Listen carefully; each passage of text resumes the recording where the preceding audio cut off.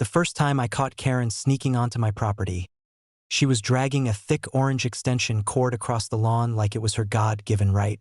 At the end of it sat her shiny new Tesla, plugged directly into the outlet on the side of my garage. I stepped outside, trying to keep my voice even. "Excuse me. What are you doing?" She jumped like I'd caught her shoplifting. "Oh, well, my garage outlet is acting funny. This is community property, right? We're all sharing resources." "No," I said flatly. "This is my house, my solar system, my bill. You can't just—" She waved me off. "Don't be selfish. It's clean energy. You're not even paying for it." That's the kind of woman Karen is. HOA president, clipboard queen, always pushing people around with imaginary bylaws that don't exist. We do have an HOA, but it's mostly for trash schedules and snowplow contracts. Karen, though, treats it like her personal kingdom. After that day, I put a lock on the outdoor outlet. Problem solved, I thought. I was wrong. The next week, I noticed my power monitoring app showing sudden spikes every night around 1 a.m. My solar batteries drained way faster than usual. I went outside with a flashlight and found her again, this time with a splitter, cord snaked under the fence. She'd literally drilled a hole through the lattice to reach my outlet.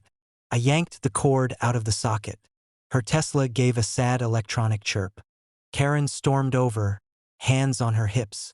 "That was rude. I need my car for work." "Buy your own charger," I snapped. She jabbed a finger at my chest. "If you bring this up to the board, I'll fine you for your unauthorized solar panels." That was the moment I stopped playing nice. See, my solar inverter has a setting most people don't mess with: variable output. Normally, it regulates the voltage so everything's safe and steady. But if you tweak it just right, you can push it to the maximum allowed range. Still technically within spec, but enough to fry sensitive electronics that aren't prepared. I didn't want to torch her car outright. That'd land me in court. But I did want her to learn a lesson. So I waited.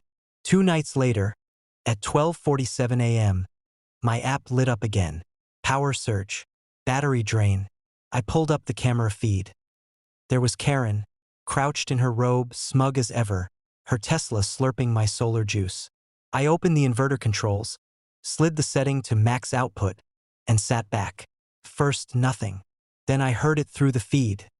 The Tesla started making this faint whining noise, like an angry mosquito. The charging port clicked, reset, clicked again. Warning lights flickered across the dashboard. Karen tilted her head, confused. She bent down to peer at the plug, muttering. A spark jumped.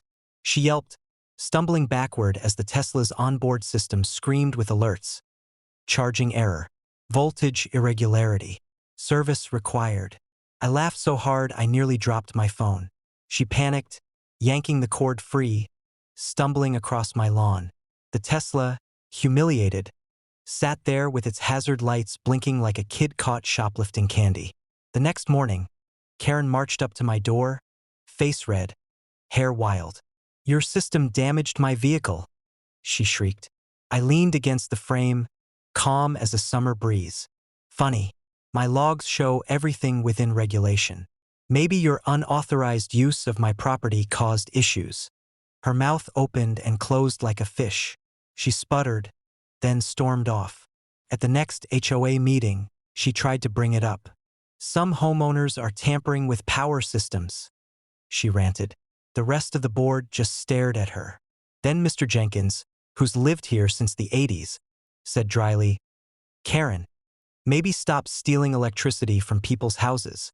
That shut her up fast. She hasn't touched my outlet since.